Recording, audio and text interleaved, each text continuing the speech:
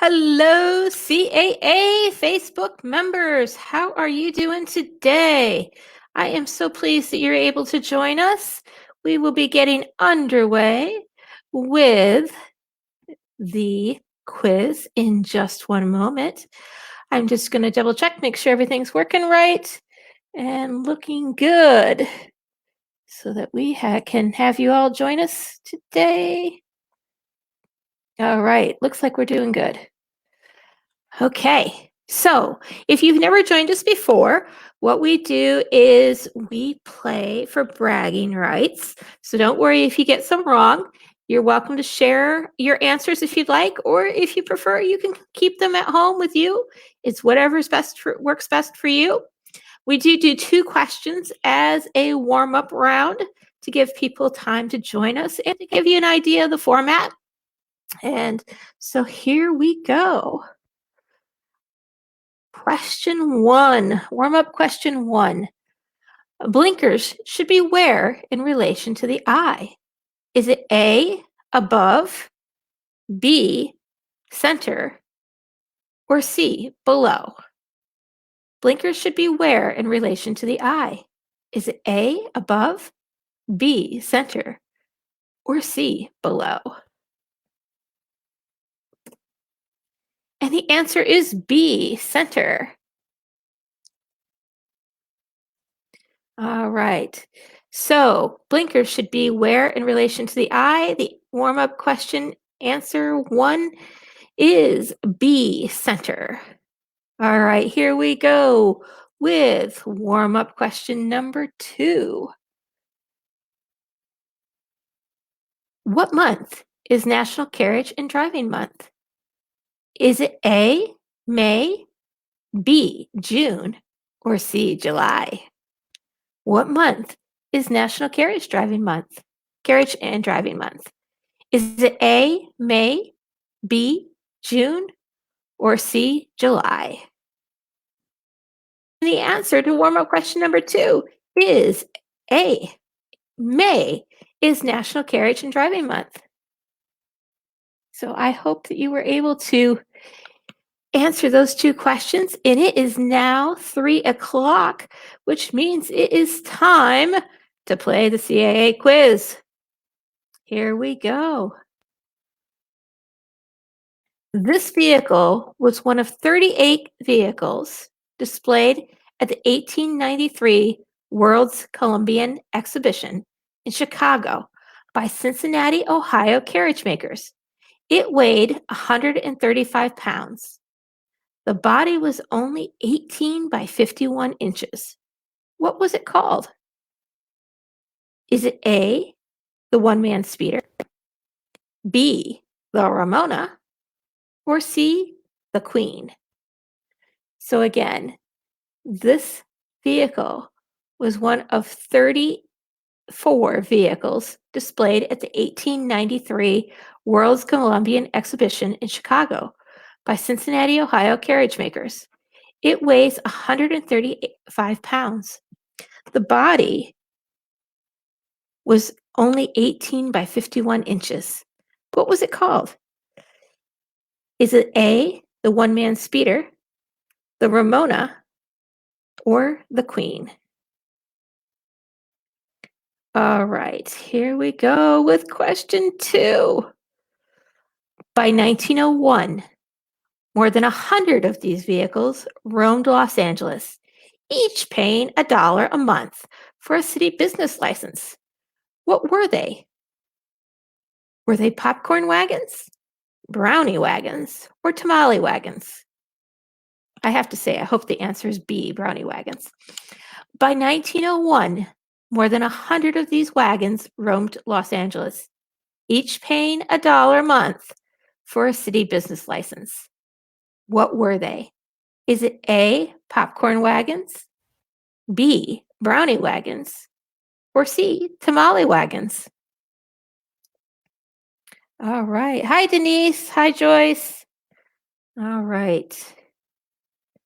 Round one, question three. Joseph Oppenheimer named his new type of manure spreader this because it was a new idea. What did he name it? Is it A, International Harvester, B, New Idea, or C, 20th Century Manure Spreader? So Joseph Oppenheim named his new type of manure spreader this because it was a new idea. What did he name it?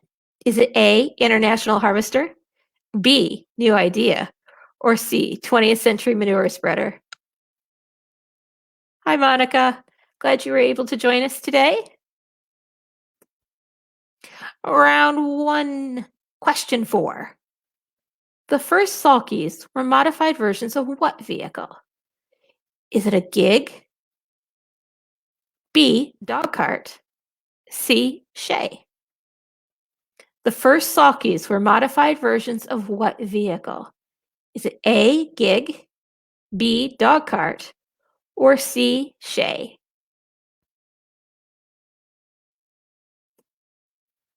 Okay, round 1, question 5. What is this?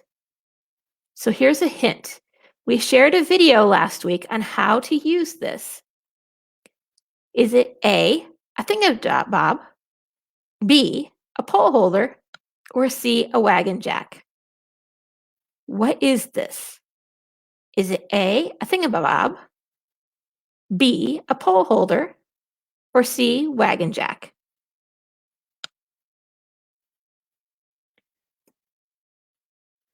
All right. Round 1, question 6. This is a little bit hard one. The Great Epizootic of 1872 represents the greatest equine epidemic and possibly the greatest energy and transportation crisis the United States has ever experienced. What horse disease caused it? Was it A, glanders, B, equine influenza, or C, strangles? The Great Epizootic of 1872 represents the greatest equine epidemic and possibly the greatest energy and transportation crisis the United States has ever experienced. What horse disease caused it? Was it A, glanders, B, equine influenza, or C, strangles?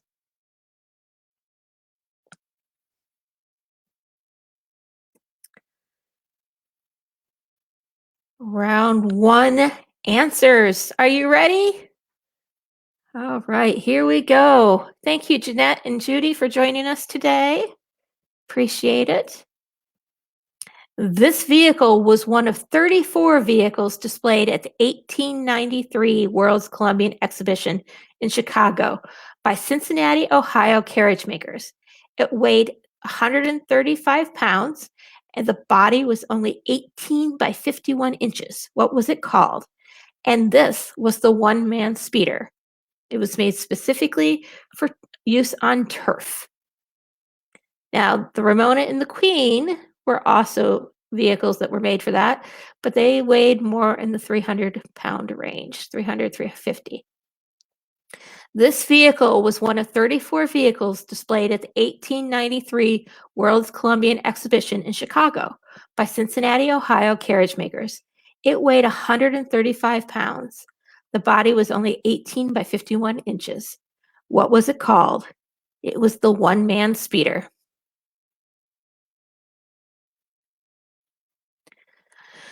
By 1901, more than 100 of these wagons roamed Los Angeles, each paying $1 a month for a city business license.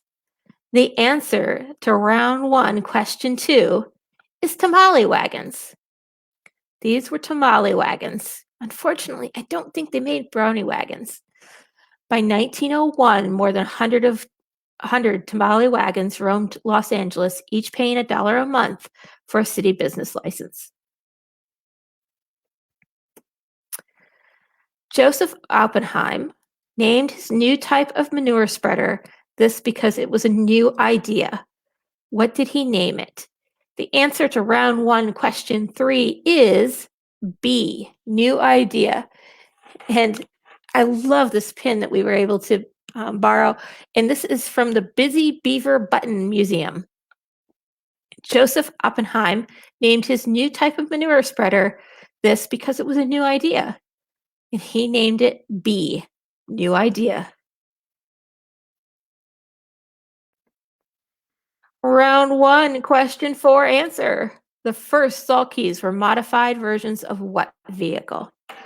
And that would be a gig. The first sulkies were modified versions of a gig.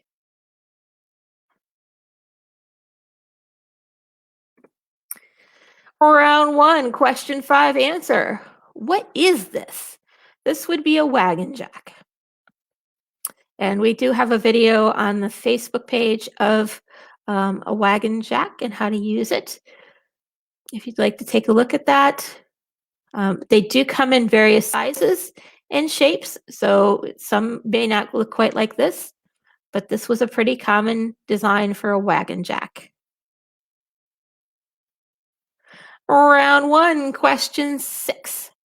The Great Epizootic of 1872 represented the greatest equine epidemic and possibly the greatest energy and transportation crisis the United States has ever experienced. What horse disease caused it? And the answer is B, equine influenza. Started in Canada, came down to the United States, took us about 50 months to get rid of it. And there were over 7 million horses in the United States at that time, and it affected the vast majority of them. The Great Epizootic of 1872 represents the greatest equine epidemic and possibly the greatest energy and transportation crisis the United States has ever experienced. And that was caused by equine influenza.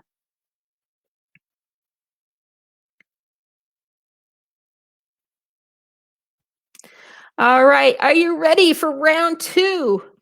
So in this particular round, we are going to be talking about Liverpool bit slots for your reins. And so I wanted to give you just a moment to take a look at this graphic. It's the largest graphic I could get with the numbers on it. So we're going to go ahead and take a look at this rein. These are all related to the Liverpool rein slots. Round two, question one. Number one represents what rein setting? Is it A, plain or smooth cheek, B, dead man slot, or C, rough cheek? Round two, question one. Number one represents what rein setting? Is it A, plain or smooth cheek, B, dead man slot, or C, rough cheek?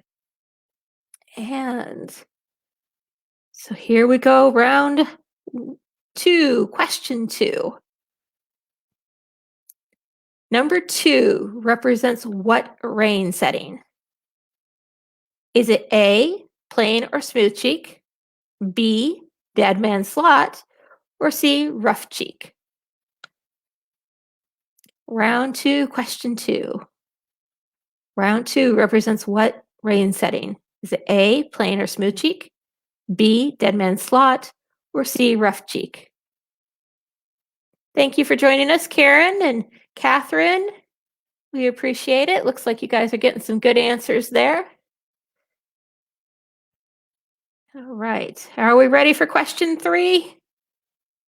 Here we go. Round two, question three.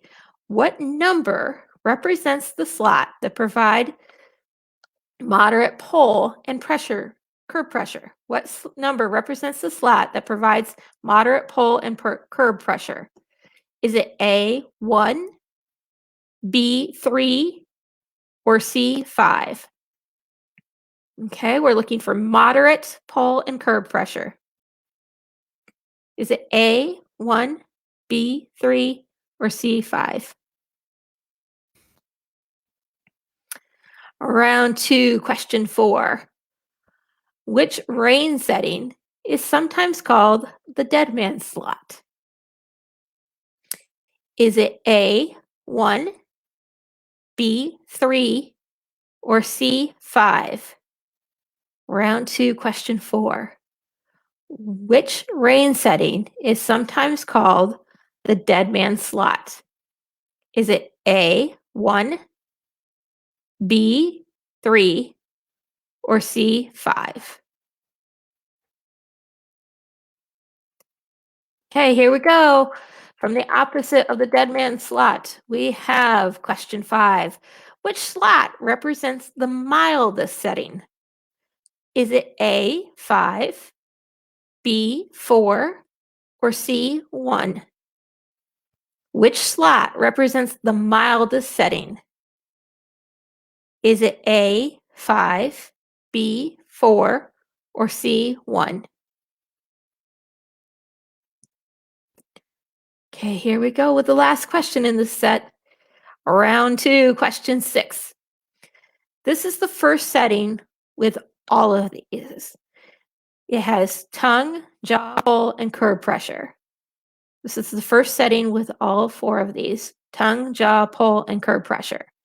Is it A, 4, B, 3, or C, 1? This is the first setting with tongue, jaw, pull, and curb pressure. Is it A, 4, B, 3, or C, 1? So were those too easy for you, or were they hard? Are you ready for the answers? Those of you that are going to be joining us in Thousand Oaks, California, will be seeing this vehicle live. It's a very nice mountain vehicle. Looking forward to seeing it. Okay, here we go with the questions. Answers. Round 2, question 1 answer. Number 1 represents what rain setting? And number 1 is the plain or smooth cheek. A is plain or smooth cheek, and that is the number 1 setting. It's on the ring.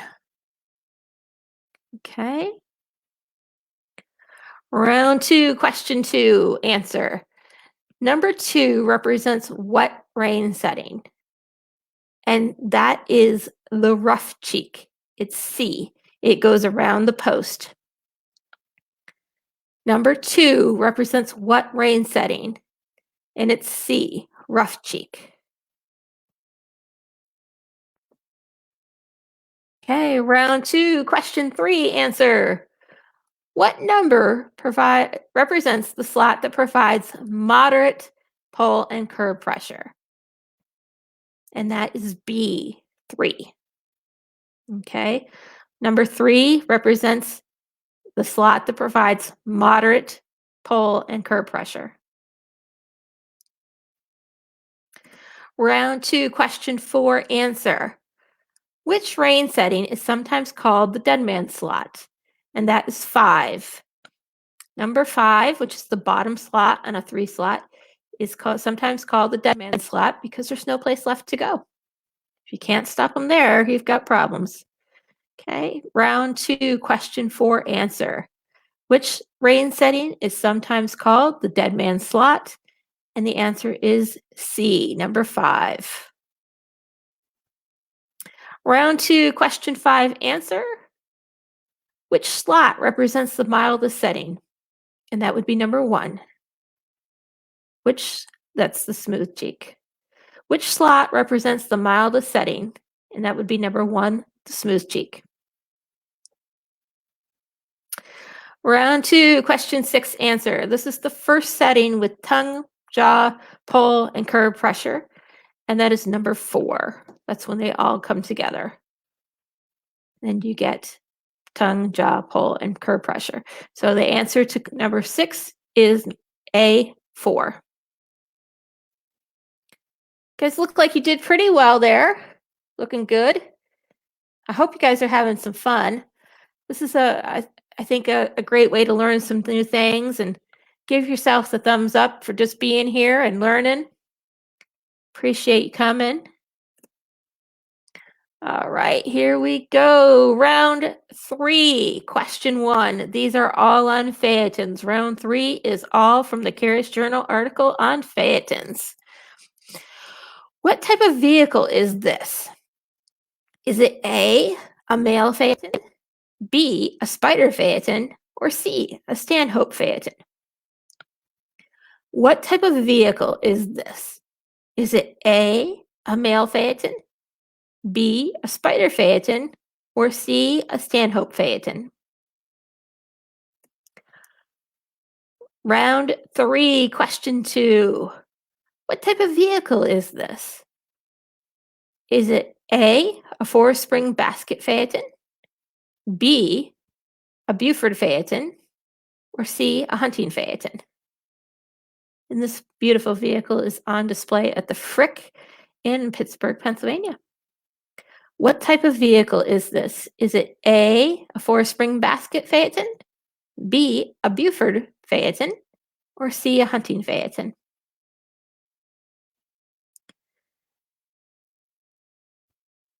Okay, round three, question three.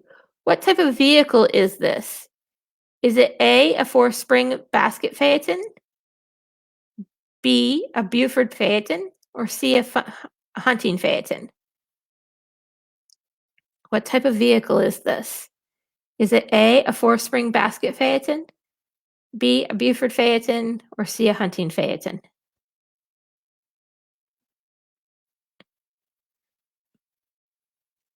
This one is a tricky one. Round three, question four. What type of vehicle is this? Is it a park phaeton, a Chubb phaeton, or a hunting phaeton? Round three, question four. What type of a vehicle is this? Is it A, a park phaeton, B, a Chubb phaeton, or C, a hunting phaeton?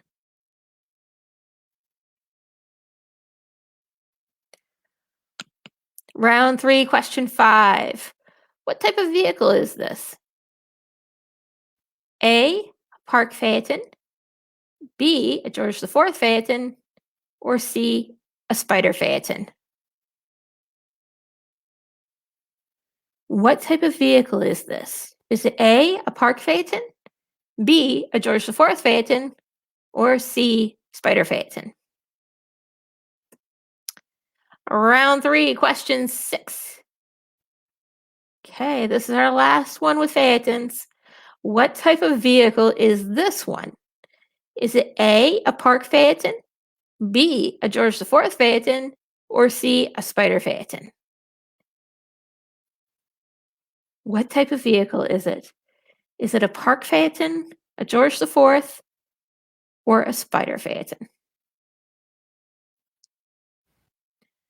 All right, here we go. Are you ready for round three answers? I feel like we need to add a drum roll here. Round three, question one answer. What type of vehicle is this? This is a male vehicle, or a male phaeton. Male phaeton. Now you can put the hood up, you can put it down. Still a male phaeton. What type of vehicle is this? This is a male phaeton.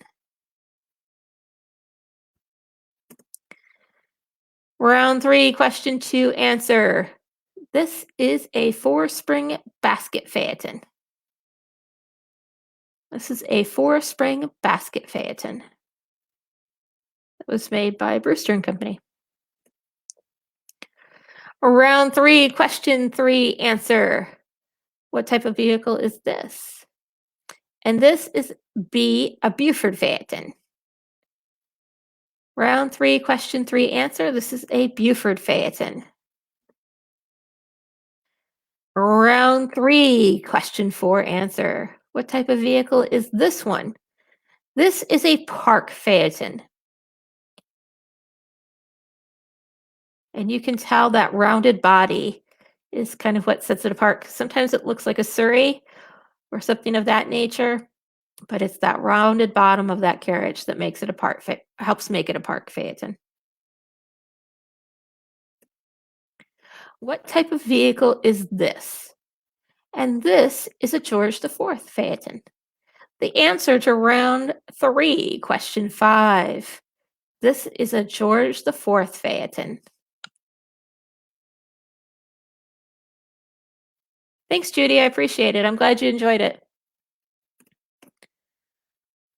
Round three, question six. What type of vehicle is this? This is a spider phaeton. And so again, this hood can go up and down, but the spider phaetons are really light, and that's one way to remember them. This is a spider phaeton. Are you ready for round four? Okay, here we go. CAA quiz round 4, question 1. Which rein is the shorter of a pair horse driving rein? It runs from the inside bit of one horse to the draft rein of the opposite horse. The two reins connect over the hindquarters of the horse with an adjustable buckle. Is it a coupling, a D, or a gullet? Which rein is the shorter of a horse driving rein? It runs from the inside bit of one horse to the draft rein of the opposite horse. The two reins connect over the hindquarters of the horse with an adjustable buckle. Is it A, coupling, B, D, or C, gullet?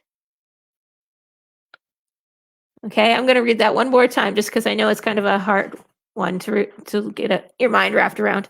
Which rein is the shorter of a pair horse driving rein?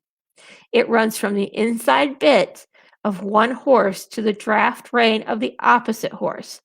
The two reins connect over the hindquarters of the horse with an adjustable buckle. Is it A, coupling, B, D, or C, gullet? Okay, round 4, question 2. This one I have to say comes to us courtesy of Deborah George. This 1973 Pontiac Trans Am is painted what color? And here's a hint. This color was a marketing ploy to play on the famous name.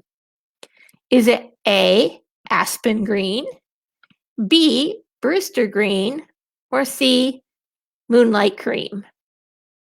This 1973 Pontiac Trans Am was painted what color? Hint, this color was marketing ploy to play on the famous name. Is it A, an aspen green, B, Brewster green, or C, moonlight cream? Round 4, question 3. This type of blinker, commonly found on mule bridles, is often called what? Is it A, a Dolly Varden, B, a pigeon wing, or C, a half cup? Round 4, question 3. This type of blinker, commonly found on mule bridles, is often called what? Is it A, a Dolly Varden, B, a pigeon wing, or C, a half cup? Round 4, question 4. This one caused a little bit of a stir last night on Facebook. What type of vehicle is this? Is it A, a hansom cab, B, a punch carriage, or C, a physician's carriage? Round 4, question 4. What type of vehicle is this? Is it A, a hansom cab, B, a punch carriage, or C, a physician's carriage?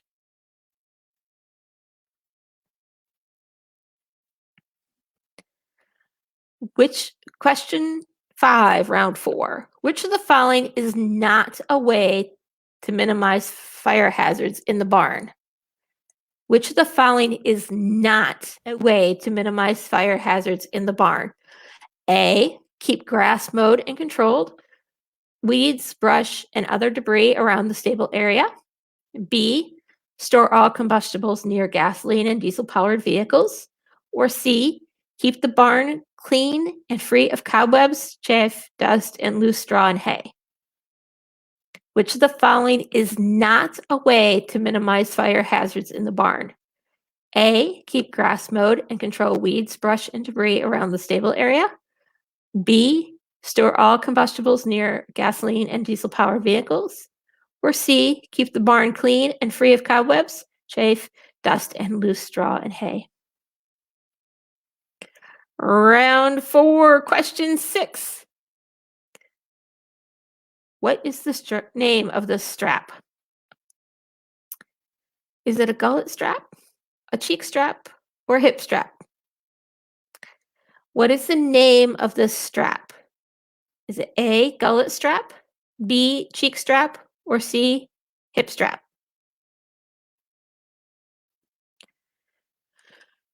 All right, you guys look like you're doing a great job.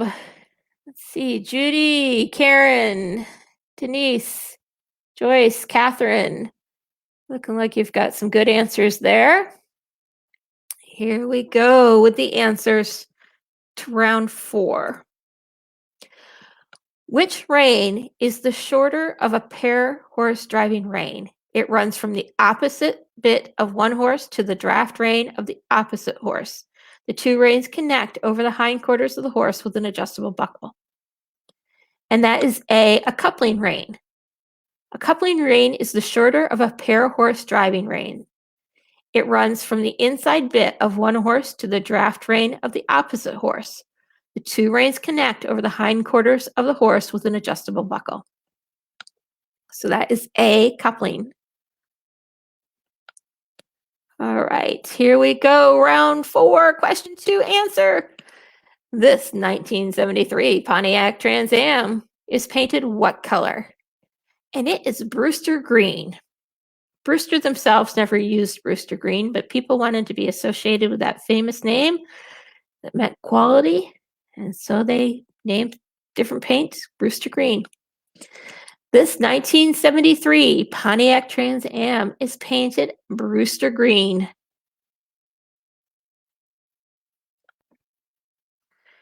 Round 4, question 3, answer. This type of blinker, commonly found on mule bridles, is often called what? And it's usually called a pigeon wing. Sometimes it can be called a bat wing, but I think those are a little bit finer. This one is usually called a pigeon wing.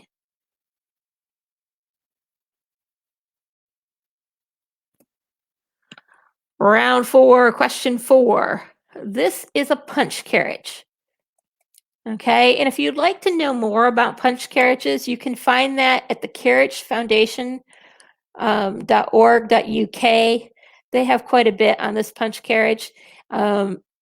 Just real short, this was kind of hopefully for doctors and things like that. It was room for the doctor to write up his notes. He could be able to be driven, and it could carry 2 passengers and was driven by a coachman and pulled by 1 horse.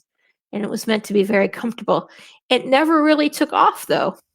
But this odd-looking contraption is a punch carriage.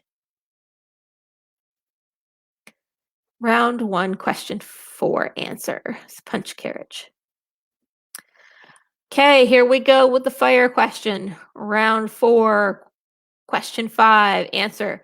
Which of the following is not a way to minimize fire hazards in the barn? And that is B. You should not store combustibles near gasoline and fire or diesel-powered vehicles. So that would be the thing to not do. It's B. All right, round 4, question 6. This is our last one. We're going to be talking about gullet straps for quite a while because we still are having problems with bridles coming off. So the name of this strap is gullet strap, and it helps keep your bridle on. This is a gullet strap. So thank you so much for joining us today. We appreciate it. I hope you guys had fun and learned a little something along the way. And I do hope that you will join us next Friday, May 21st at 7 p.m. for our Friday night webinar. Now, this particular webinar is a little different than others. This is going to be open to everyone. If you are a CAA member, you will get your link as normal in the newsletter. If you are not a CAA member, we do ask that you sign up for the event on our Facebook page. There's an event page there. It is free to everyone. If you have not listened to the driving radio show or Horses in the Morning, they're great programs. So Glenn the Geek and Dr. Wendy Ying are going to be joining us. They put on a tremendous program and have been doing so for about 10 years now. And they're going to share with us some of their successes and some of the most interesting guests that they have interviewed, things like that. and which I think is a great topic for May and National Carriage and Driving Month. So I hope that everybody is able to join us for the CAA Friday night webinar on May 21st at 7 p.m. Thank you so much for joining us. Glad you guys had fun. I'll talk to you later.